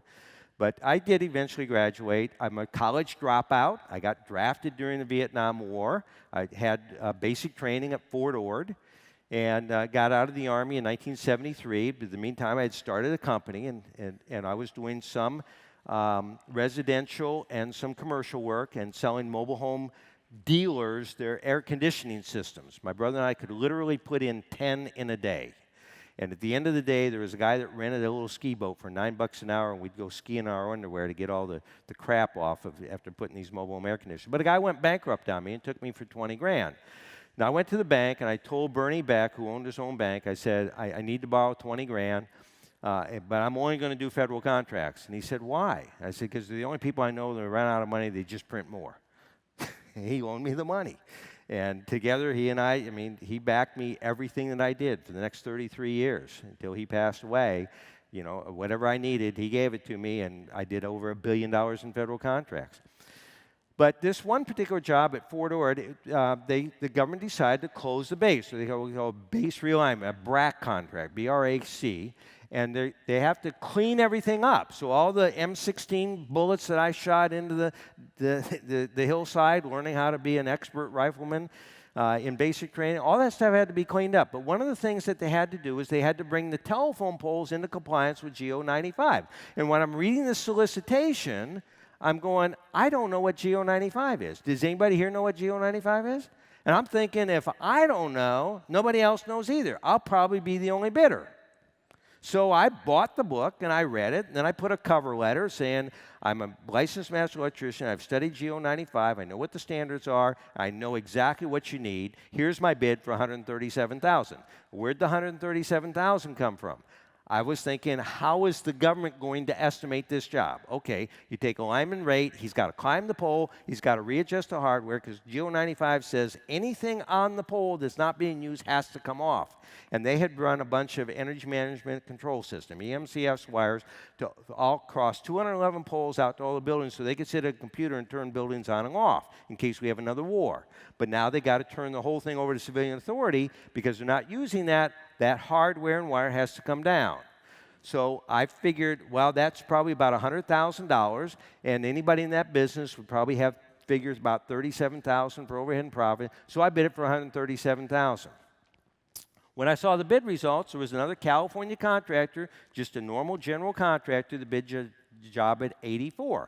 When I saw the bid results, I'm thinking, okay, I didn't get the job. 3 days later, I had a contract for $137,000. Okay, so I tell my wife, hey, we're going out to Carmel, California. We're going to stay at the Marriott Hotel. I'm going to go get this, you know. So we go to the pre-con, get all through with the paperwork, and I said, they said, you have any questions? I said, yeah, didn't you have another bidder? Oh, yeah, we had somebody bid $84,000, but our estimate was $150,000, and we thought if we gave it to him, we'd have nothing but trouble. I went, you're probably right. Okay? Turned right around, left that meeting, called Volt Telecom for $40,000. They did the whole thing in 4 days. Okay? So I walked away with nearly $100,000. Right? Volt Telecom's the guys that have bucket trucks that ran all Comcast and Time Warner cable throughout America. So they were just boom, boom, boom, boom, boom, all 211 poles, and I gave them the wire. That's what they really wanted. So that kind of triggered in my head. And then I got an email from my attorney buddy, a government contracts attorney. He says, in the email, it just said, have you seen this? I read this. I went, what the hell? Improving the accuracy of area cost estimates for federal construction projects. Committee on Budgeting and Estimating Techniques. Federal agencies recognize the importance of estimates, yet problems with inaccurate estimates have persisted and manifest themselves in various ways, including failure to award a contract because of excessively high bids, receipt of embarrassing low bids, design problems. And I'm thinking, that's me. Because Congress maintains tight control over federal expenditures, agencies have limited way to deal with these problems caused by erroneous estimates. Consequently, they look for ways to improve their estimates. The federal agencies sponsored this Building Research Board committee study. Putting the problem in perspective, as part of the study, the committee found that agencies do, in fact, encounter estimate and budget-related problems on a significant percentage of construction. 35%? 35%? All these years that I've been struggling with the government estimate, it wasn't my fault. They had bad government estimates. I'm going, holy shit. Man, and my brain's going, okay. All right, what am I going to do? Next time they tell me my bid's too high, okay, I'm going to write a letter. All right, I'm going to write a letter. 2 weeks later, I get the phone call from Tony Claiborne, Arnold Air Force Base. Hey, Doug, we just got your bid for the water treatment plant, but your bid's too high. Oh, really? What's going on here, Tony? I don't know if I got the numbers here. He said, well, your bid's $361,000, our estimate's $263,000, but you're the only bidder, and it's more than 15%. I said, hey, Tony, look, what's the deal here? Well, we got to upgrade the water treatment plant. The Tennessee EPA says, if we give water to citizens of Tennessee, which we do out here on our Arnold Air Force Base, because we got our own water treatment plant, by January 1, it's got to have these new standards. So that's why we need you to come do the work. But I can't give you a contract. You're more than 15%. I said, look, Tony, it's Friday afternoon. Can you send me over the government estimate? Tony, if you'll send me the government estimate, I will work all weekend, buddy. I'm going to go through it. And if there's something in there that I've screwed up on my estimate, I'm going to fix it for you. But, Tony, I'm going to ask you, if I can show where your estimate, maybe something was left out there, I would expect that you'd fix yours too, right? So I did. I went through, and guess what, man? The pipe, they were right on. So many feet, so much a foot, all this stuff. But I put together a list of 31 things that I was spending money on that was not in their estimate, okay? Porta potties. Do you think they had any money in there for porta potties? They didn't. My travel expenses from Texas to get out there and do the job, put a superintendent. You think they had that in their estimate? They didn't, right? They had all these things that you see in the plans and specs, but I put together 31 items. And then I wrote what became known as the $100,000 letter. Now, I'm going to give you the secrets to it, and you can write these things down.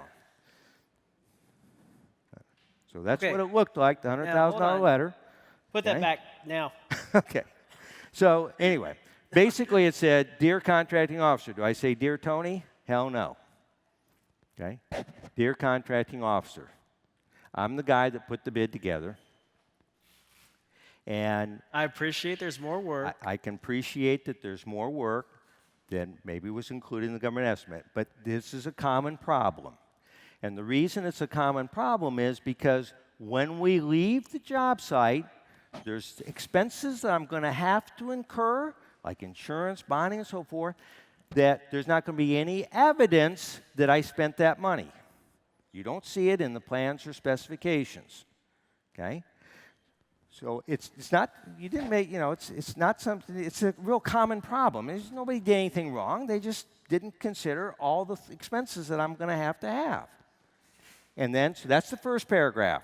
You be real nice to them and say, hey, you know, I'm the guy that put this thing together, and I can appreciate that there's more work than what was in the government estimate. And then I put together a list of 31 items in this particular letter. So here's what they are.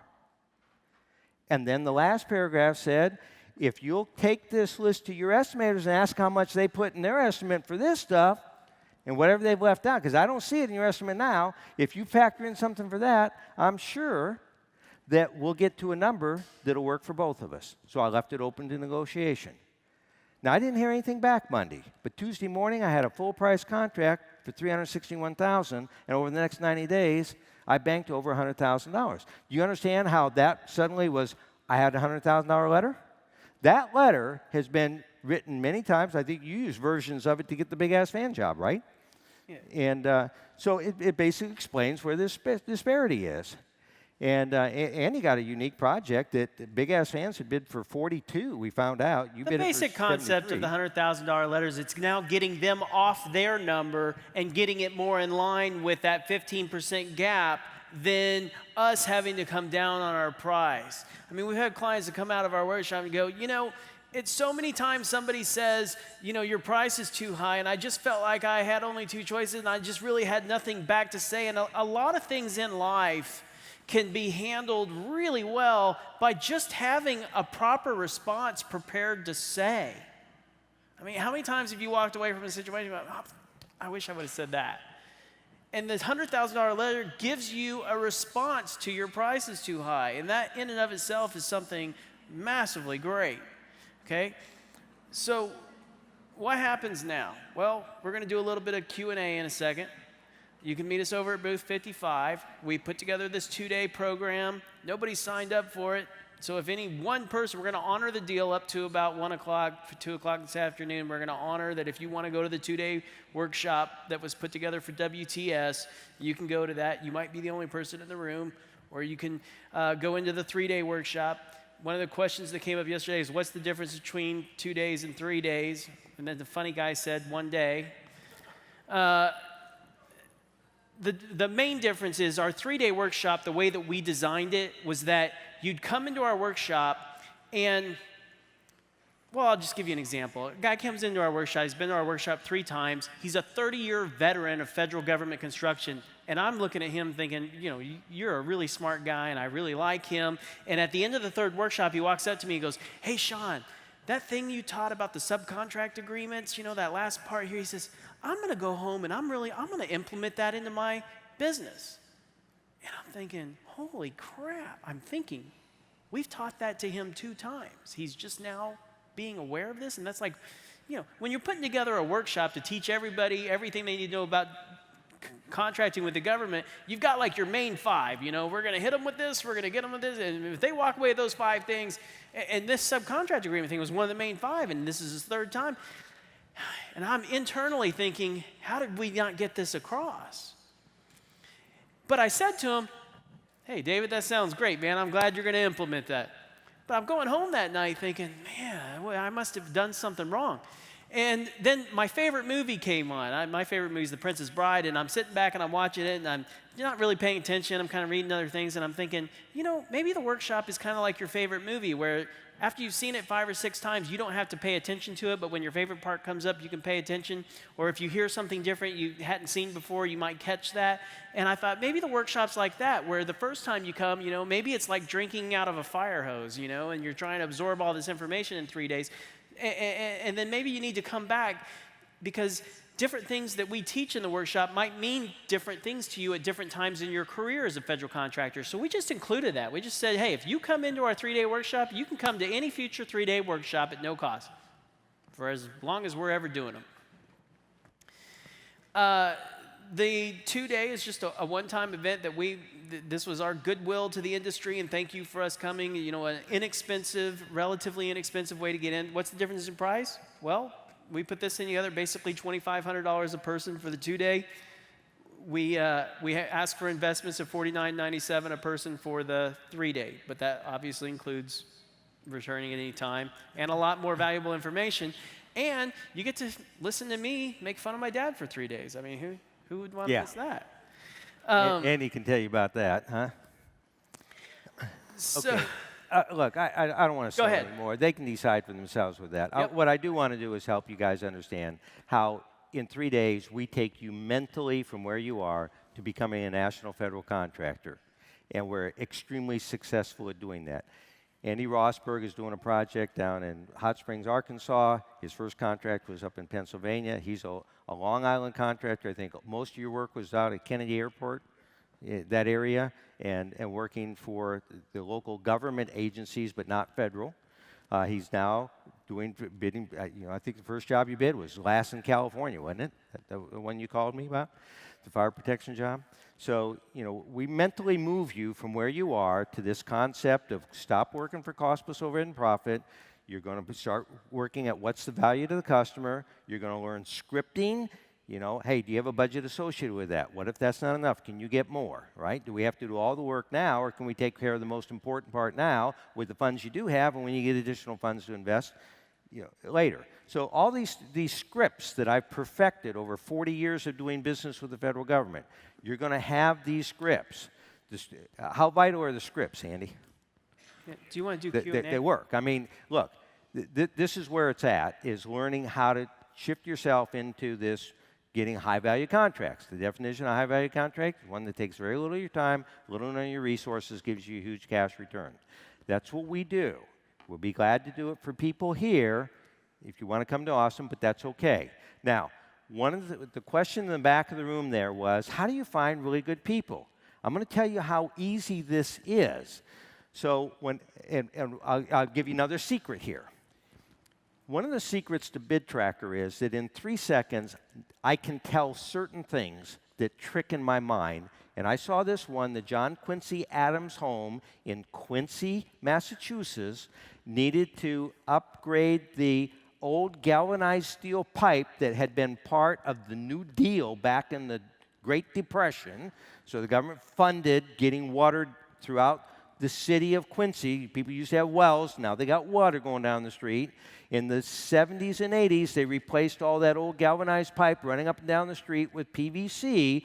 But at the John Quincy Adams home, it was still old galvanized rusted pipe, and it began leaking, and they didn't have a water meter on it. The city said, you got to put a water meter on it.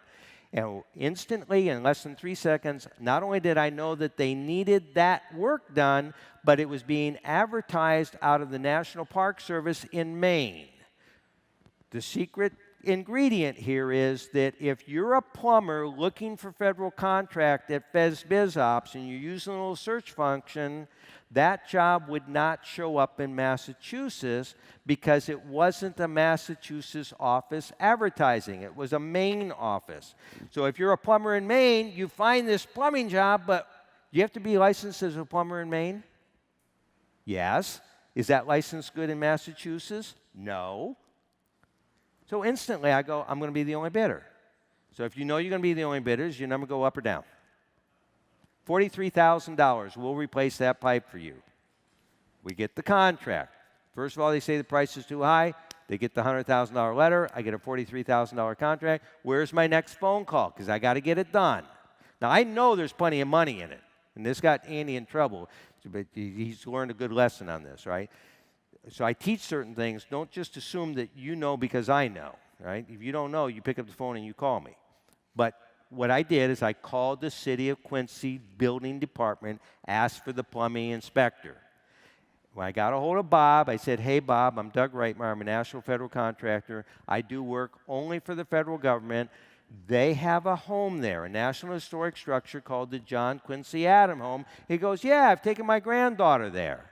I said, yeah, that's the one. Hey, they need to replace that old galvanized steel pipe that's in there and put a water meter on it. I need somebody, a good, high-quality contractor in Quincy, Massachusetts, that's licensed to do that work that you know would do a good job. And instantly he says, hey, I can't give you any recommendations, but I'll give you the list. You got a fax number? Yeah, sure. So I'll fax the list over. So I get the list of the licensed contractors approved by the city to do that kind of work in Quincy. This is answering your question back there. So as soon as I get it, my next phone, hey, Bob, I really appreciate that. Can you tell me which one of these guys is the closest to the John Quincy Adams home? He instantly says, Sean O'Farrell. Oh, I see it right on the list. Thank you very much. I call Sean O'Farrell's office. Guess who answers the phone? Paddy, P-A-D-D-Y. This is an Irish company, right? Patty, hey, Patty here, with the Irish accent. Hey, Patty, this is Doug Reitmeyer. You know Bob, the building inspector, plumbing inspector at Quincy? Oh, yeah. I don't know how much you're paying, but he says you're the best there is. Is that true? He said, well, we don't pay. Well, look, here's what we got. You know the John Quincy Adams home? He said, yeah, it's around the corner. It's like 3 blocks away. I said, well, back in the New Deal, Franklin Delano Roosevelt, Great Depression, they ran all this galvanized steel pipe. They want to replace that and put a water meter on it. I'll give you $20,000 to do $10,000 worth of work. Are you interested? And he goes, well, send it up here. We'll take a look. I overnight the stuff to him. Call him back the next day. You got it there? He says, yeah, Sean's cousin's the maintenance guy over there. Wow, what a bonus that was, right? Because the people in Maine, when we get all through with this job, who are they going to call and ask how we did to put in our record past performance? They're going to call the maintenance guy that we did the work for. What's he going to say when Sean did all the work? They did a terrific job, okay? He did all the work for $20,000, probably cost him $5,000. I don't know. I said, but what did I get paid? $43,000. Do you understand how that's a high-value contract? And I knew I was going to be the only bidder, and then I had a tool in case I'm over the government estimate by more than 15%. That's a $100,000 letter. So that's some of the insights. I hope you guys got a lot of value out of it. Any more questions, be glad to answer them for you. If you're interested in coming to the 3-day workshop, it's real simple. Look, here's the thing I want you to understand. If I go up the street and just bump into a person and say, hey, I'd just like to ask you a quick question. What's the purpose of business? What do people tell you? Anybody, what do you think the purpose of business is? Huh? To make money? Can we agree that people think the purpose of business is to make money? Okay. I'm going to tell you right now, that's the biggest barrier, biggest problem you have as a business person. It's the biggest problem you have with me. You think Doug's running a business. He's in business to make money. I'm running a business to make money. So there's going to be a natural barrier there. It's going to be over money. Well, guess what? That's not the purpose of business. If you want to write it down, I'm going to give you the real purpose of business. You can take this to the bank. It's the way I run my operation. The real purpose of business, here it is, guys, to find or create a customer or client who has a need or desire for a product or service that you can deliver that meets or exceeds their expectation. I'm going to say it again. The real purpose of business is to find or create a customer or client who has a need or desire for a product or service you can provide and that meets or exceeds their level of expectation. Is there anything in there about money? Did you hear the word money at all? Do you understand that when you do business with me, it's all about there is no money barrier. My workshop is 100% guaranteed to be the best business training event ever created, or for any reason or no reason, you can simply ask for your money back. I don't need your money. You're there for one reason. I'll teach you how to get high-value contracts, but if you spend 3 days with me, if you're any reason you want your money back, just ask for it. I'll be glad to give it to you. I've been doing it 6 years. Nobody's ever asked for their money back. Why do you think that is? Because the purpose of my business is to find or create a customer client who has a need or desire for a product or service that I can provide and that I can exceed their expectation. Andy, when I asked you what the value was compared to the investment, everybody goes to the workshop at the end. You have to agree to be on video. We have a video channel. It's youtube.com/Federal Construction. You'll see over 100 video interviews, including Andy's on there. Okay? And I say, what was the value compared to the investment? The last question on my form when you leave the workshop, what was the value compared to the investment? Now, you know the seats are $5,000 to get into the seat, right? Andy, what did you write down? Do you remember? You don't remember? I can tell you most people put anywhere from 10 to 100. I've had people put 1,000. I've had people put infinity. I had one guy, Andy Clemens, said, I'll tell you a year from now. I have no idea if it was worthless or it's worth $1 billion. And exactly 1 year later, we got the most incredible letter from him. Is it on the website? It is on our website. Yeah. And that's not what he said. Yeah. He said, Doug, I don't know if this thing's worth $10,000 or $1 billion, but I don't feel like I got screwed out of my money. Yeah. And, but he wrote us a real nice letter, yeah. He's made a shit pile of money since he's been to the workshop. Okay. Any other questions? We got 6 minutes, guys. I'm wide open for you. You guys I have a question back here, I think. Hold on one sec. Are you satisfied that I got really unique ways of finding the right guy to do the work? I mean, I just gave you one example in the workshop. I'm going to give you probably 20, how I find the right people to do the work with me. Yeah, we spend hours on that. Okay, guys, right back here. My name is Will from Rocky Mountain Roofing, Colorado. And my question to you is, I hear you guys getting contractors from like all over the world without really checking with them. What is the penalty if like a job goes wrong with these contractors? Is there fines? Do you get blacklisted, anything like that? Because that's probably my biggest concern I heard when you said that you're calling these guys up, getting bids within 24 hours. Yeah. Okay. Yeah, that's a really good question. All right, so first of all, I want you to understand, write this down, PPIRS. Just PPIRS. Yeah, That's all you got to do is write PPIRS. You can put PPIRS.gov, and you can put YouTube. Go to YouTube and just put PPIRS in the search bar, and you'll be a video of me on stage, 2 minutes and 30 seconds. And I'll tell you how I got lots of letters from the federal government saying I was the best contractor they ever had. Okay? PPRS stands for Past Performance Information Retrieval System, right? Now, if for any reason you are responsible, when you sign a contract with the federal government, you're responsible for delivering a quality project. That's why I'm very careful about who I do business with, right? Now, you can tell pretty much, look, in today's world, if somebody's going to screw you, if somebody's a scam, if Doug Reitmeyer was a scam, what do you think would happen if you went to Google and you typed in Doug Reitmeyer? There'd be people talking about it, right? Okay. Look, I'm transparent. I tell you, you're not even invited to my workshop unless you get to be on camera, and everybody that goes on camera gets put on my, so I don't care what you say, right? I'm transparent, right? That's why we got over 100 videos of people talking about what it's like to do business with us right there on our channel. But yes, you are responsible, and you have to take that responsibility, and you have to take it seriously. And that's one of the reasons why I make the workshop 3 days, is because we want to get channeled in your mind of how do you give exceptional results. In his case, when he called me up, he said, I got a job at the depot. Where was I? And he says, you're going to split the money with me. I immediately sent an email to my inspector at the depot on the fueling station job, and he immediately sent back, that's not my job as inspector, it's this guy, and he copied him, Craig. I think it was Craig was the inspector. But he said, here's the guys that have done HVAC work in that building, right? Now, that inspector at the government, he would not be giving me that information unless he was satisfied that those guys would do quality work. Why? Because what's the biggest fear a government inspector has? That some contractor's not going to do a good job, and they're going to come out, and he's going to have to watch everything the guy's doing. If he's somebody that's already got a reputation of doing excellent work, he can go home and take a nap because he knows it's going to be taken care of. When Carlos Bazbaz called me up, he says, I got a job at the prison in Lewisburg, Pennsylvania to put in. The question was, in the unlikely event that it does go bad, what could happen? I jump on the frickin' airplane and I go fix the problem.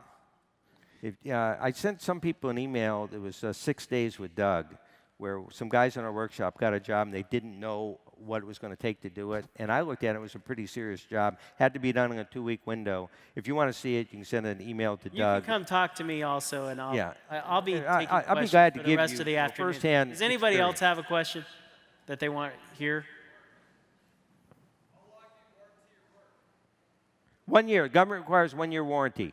There is warranty. There is some specialty things such as on roofing contracts, so it'll say Firestone or equal in 20-year. So there are roofing specs that talk about a 20-year warranty, but in general, the warranty clause says you're responsible for 1 year warranty from the date of acceptance of the contract. Now that's the rule. If you want to play by the rules, that's great. But there are something called exceptions to the rules, and we teach you the exceptions to the rules. Something called beneficial use or beneficial occupancy that has saved me, But I don't in know, general, tens of it's a thousands of one-year dollars. bumper-to-bumper warranty. But it's 1 year. Any others? Okay, we're down to 35 seconds. That's okay. I'll We do really that. We're gonna be appreciate at the you guys coming in and showing up at the end of the conference. Sorry about the room change. And if anybody's got any questions, we'll be over at the booth here in just a couple of minutes. And we really appreciate your time this afternoon. And I hope you guys felt it was worth your time. Thank you.